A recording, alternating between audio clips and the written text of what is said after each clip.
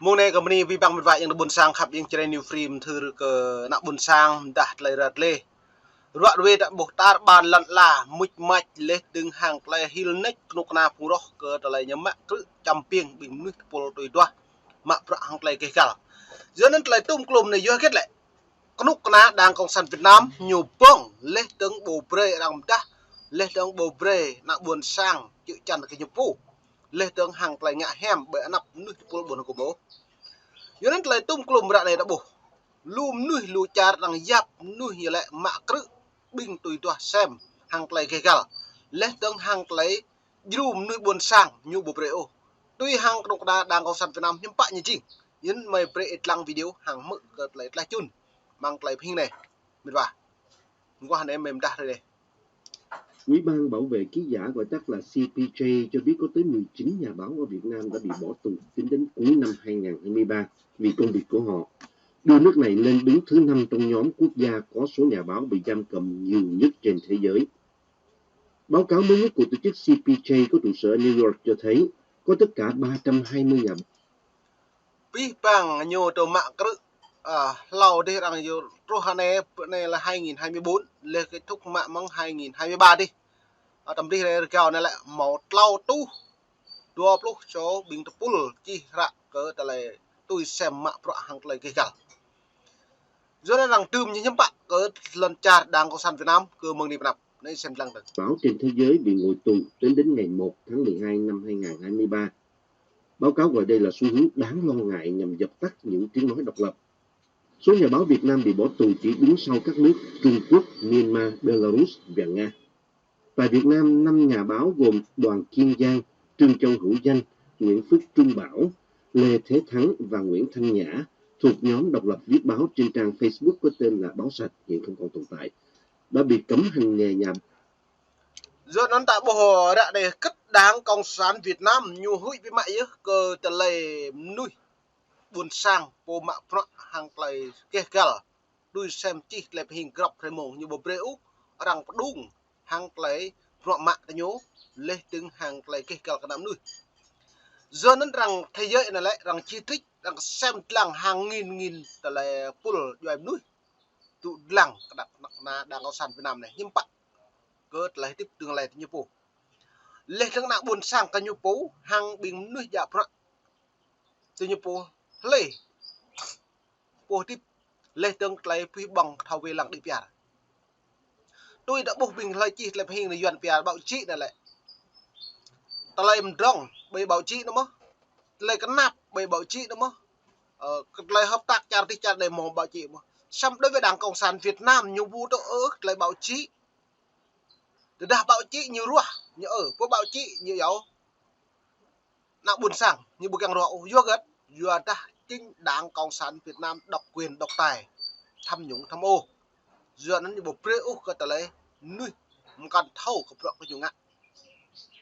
chỉ có một đảng duy nhất chỉ có một lời nói duy nhất chỉ có chọn một người duy nhất front thế nhôn vừa được đạp front thế nhôn vừa cất như cắn dân giàu nước mạnh lại xã hội công bằng lại để bù như chị đầu thư lại như chị hiếm bạ nước Cộng hòa xã hội chủ nghĩa Việt Nam như vậy độc lập tự do hạnh phúc để bù mà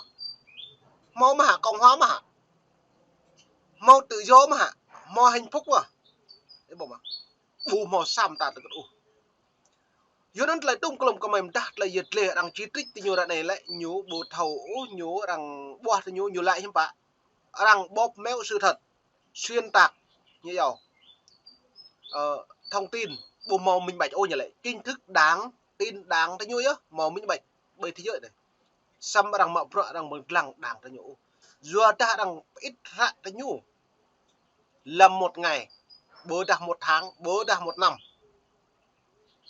hàng ngàn tờ tầm nhất rằng ít tờ là Việt Nam vi phạm bộ luật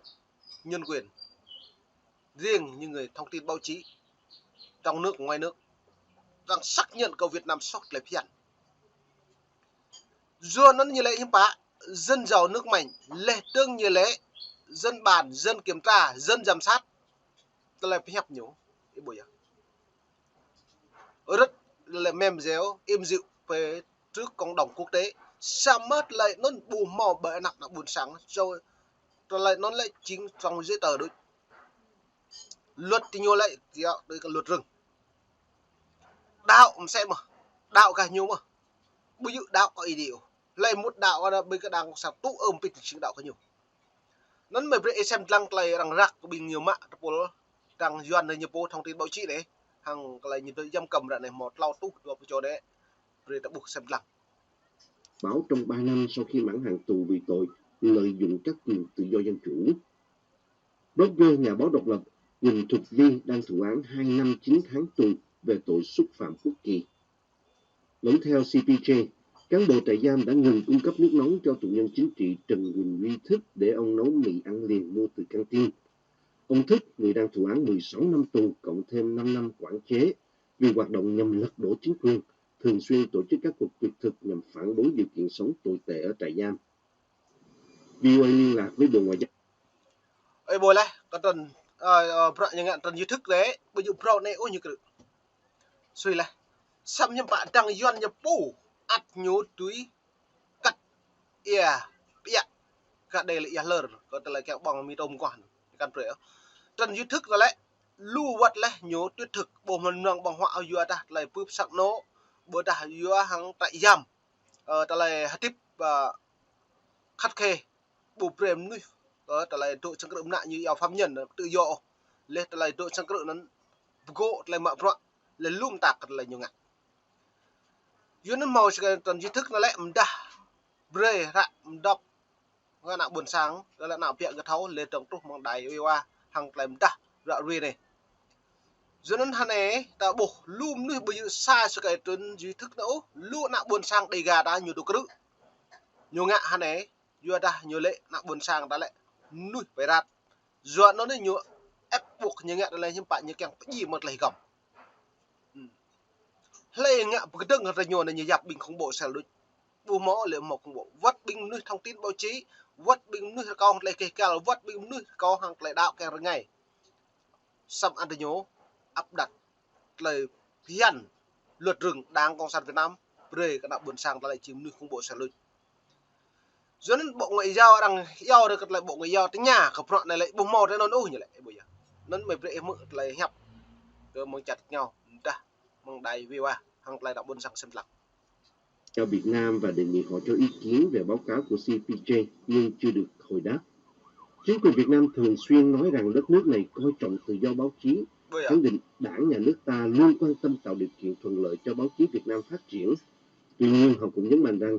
tự do báo chí phải trong khuôn khổ chứ không phải là thứ tự do vô giới hạn, vô chính phủ. Lời nhiều phải hấp mang lời báo chí không kẹo tôi hàng khôn khổ trong pháp luật dưới nó tập mình vả cứ lời tự do thông tin tự do báo chí nhiều mơ mà mang khôn khổ hả đó nấn lại báo chí tự do nguồn luận tự do họp tự do thông tin mang nôn như máu mơ mà từ như từ khôn khổ bộ mộ đã tự do công khai minh bạch toàn dân toàn nước thâu có lấy tập bạ hiểm báo chí bộ máu bên vực bên này bên vực kiểu này á sao đối với Đảng Cộng sản Việt Nam tự do như lại không máu khuôn khổ tức là gì khuôn khổ chỉ cần nghe lời theo Đảng sắp xếp thông tin sự thật bịt đi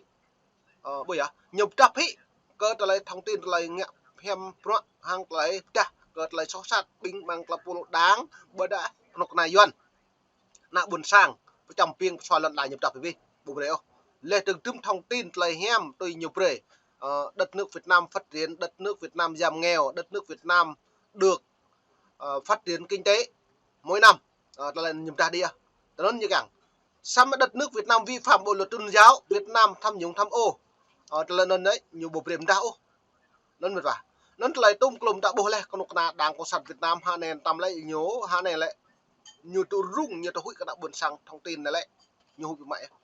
cái năng nhiều mạng lau tu đùa tu trồ này lại bộ đang kể dù hà này bộ không cần báo chí đưa tin thậm chí người dân bản địa thậm chí người đi chăn bò hoặc đi cắt rau vẫn đưa tin cộng sản vi phạm của bộ luật nhân quyền và tôn giáo dưới đây xem lăng lại dịch này hàng lại bị nít mình ta nên là buôn sang xem lặng. Tuy nhiên họ cũng nhấn mạnh rằng tự do báo chí phải trong khuôn khổ chứ không phải là thứ tự do vô giới hạn, vô chính phủ, đứng ngoài pháp luật. Bây giờ phải nhớ nè